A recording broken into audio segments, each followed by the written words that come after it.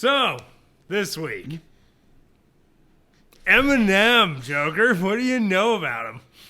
I know he's a rapper and got really good music. That's it. Yeah, and apparently also a huge comic book fan. And that originally he wanted to be a writer, he wanted to be a comic book artist. And none of that surprises me. Oh yeah, if you listen to any of his music and that, he drops comic book references in You know what? He made a song for Venom. Yeah, straight up made a song for Venom. 90% of his songs have a comic book reference and some niche ones too. Oh yeah. So let's get into this week. If you like this episode, give us a like, share, follow, and stick around and finish out the episode because this is going to be a fun, unique one. As if the last few haven't been a wild ride. Yeah. Okay, so Real World first appears in Eminem / The Punisher, issue number 1, June 2009. And I love that he's in with the Punisher. Of all the characters he could have been with, right? I love this the Punisher. I mean, who better, really? Like, okay, so fun fact on how he even ended up in there.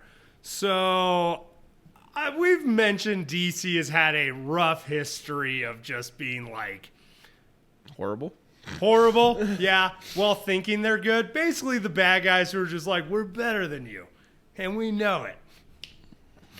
But basically, Eminem hit up DC Comics and wanted to do a comic with Batman because it's one of his favorite characters. DC cool. responded by saying, we would never associate with anybody like you.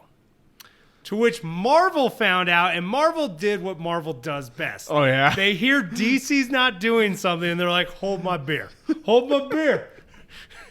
They call up Eminem, and they're like, do we got a character for you? I love that. I love that's how it came to be. Yeah. It was just Marvel like, oh, DC won't do it? We're going to one-up them.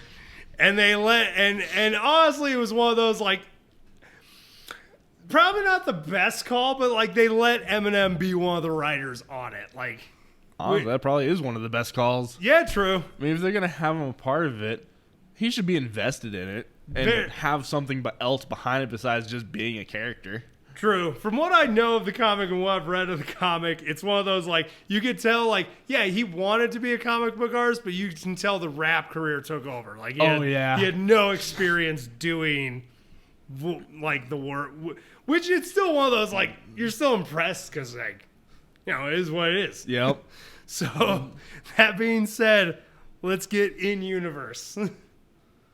So, Marshall Mathers would drop out of high school and pursue a career in hip-hop. Gaining popularity in freestyle battles, Mathers was able to escape the streets of Detroit and become one of the most controversial and talented MCs on the planet, taking the name Eminem. I do love how they are pretty still kind of sticking to his real world order. I mean, it works perfectly because, like, why not? Exactly. You already got literally a lifetime of experience. Just use it. Also, I feel as though this had to be around the time that 8 Mile came out. So they were like, oh, we already have a template for the story. Exactly. Okay, so one night after performing at a show, Eminem and his bodyguard were seemingly ambushed by the Punisher, who killed all of Eminem's guards. Wow, It's one way to meet the Punisher. Yeah. So Eminem was seemingly rescued by Barracuda, a childhood friend of Eminem's who had teamed up with him to take on the Punisher. After Eminem knocked the Punisher out after luring him into a trap, Barracuda revealed he was hired to kill Eminem by none other than Parents Music Council. Oh, yeah, because this was definitely around the time when, like, everybody was coming at Eminem. Oh, yeah. Too. I remember that. So I was like, again, fits perfectly. Just use it. Right? So he knocked Eminem out and took him and the Punisher to a frozen lake to drop them into the water. Barracuda decides to drop Eminem first, but it was revealed the ice hadn't thawed enough for him to break the ice. You should really think about that before you try it, especially when you're up north like that. Right. So then Barracuda would then decide to shoot Eminem, but would be stopped by the Punisher, who attacked him. Eminem saw a man in the distance who claimed to be Eminem's biggest fan and lent Eminem a chainsaw to battle Barracuda, who was overpowering the Punisher. This is a wild ride, too. This is up there with Batman and Chainsaw. Yeah. Now I want to see Eminem with a chainsaw. Oh, man. I got to get a hold of this comic. It's a fun. I love how chainsaws are becoming prevalent. Right? Weird 2-week trope that we've had now. So Eminem comes on board, killing Barracuda, and drops his body into the frozen water. Punisher then gave Eminem the cell phone that Barracuda had, which had government tracking on it, so Eminem could call for help to come get him. Punisher then told Eminem that he needed to pay a visit to the Parents Music Council. Eminem told Punisher to tell them Shady sent you. I love that. I think honestly more than anything else, that's the punchline. Right? I do love it too, because like if I remember correctly, Eminem's like, yo, you just gonna leave me there? And Punisher's like, call for a ride. Like, you'll figure it out. Oh, God, I love it. Now I gotta look. Did this ever make it past one issue? I think it I'm pretty sure we just read the first issue. If I'm not mistaken, that is kind of the end of it. It's like, it's one of those, like, it's a short graphic novel. So a couple, like, I think it might be one issue, technically. It's short. It's like one. Which is really sad, because this could have a lot of potential. Oh, my God, dude. If they brought Eminem back as a canon character consistently, oh, heck yeah. Oh, even putting him in canon. Right? Like, it's one of those, like, I still don't technically know if this would officially count as canon. It does not. Aww. So this is technically on Earth. They put it as TRN 194. Where it's kind of an Earth that's not part of the mainstream canon, and they don't really know where to put it. So it's not on any of the Earths that you know of in the multiverse. One of those ones where they're like, we want to bring a celebrity in here, so... We wanted this random stories, but we have nowhere to put it, so it's got its own Earth now. Man, I'm a little disappointed. Right. I'd be totally down to have Eminem as a canon character to the MCU. Can you imagine him with the Avengers? Dude, could you imagine if they brought him into the MCU? That'd be awesome. They're just like, hey, do you want to have a appearance on one of the movies?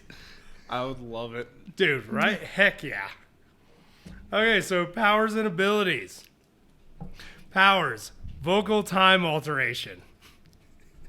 I love that they actually have a list of powers. I love that he has powers. Right? Marshall has the ability to alter time through the speed that he's speaking, which that's a wild power to give a character in general. Right? And then you give it to a rapper. Oh, God.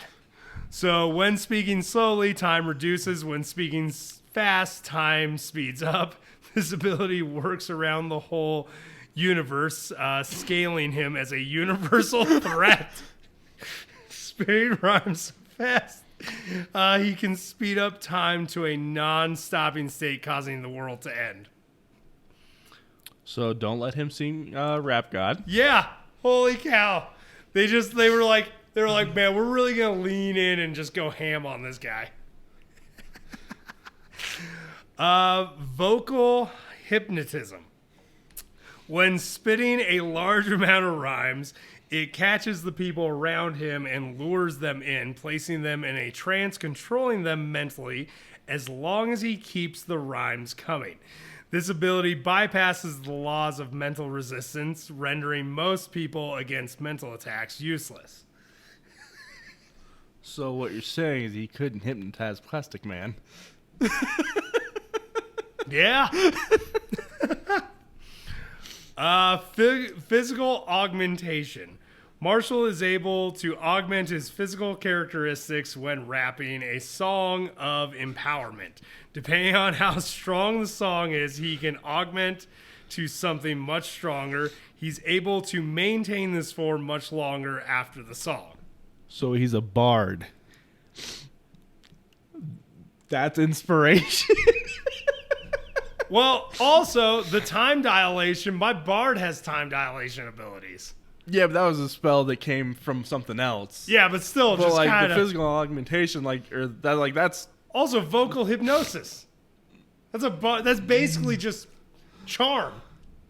So again, he's a bard. Yeah, this guy's just a bard. Superhuman durability. He's capable of taking hits from Sentry without showing any form of injury. Rhyme warping.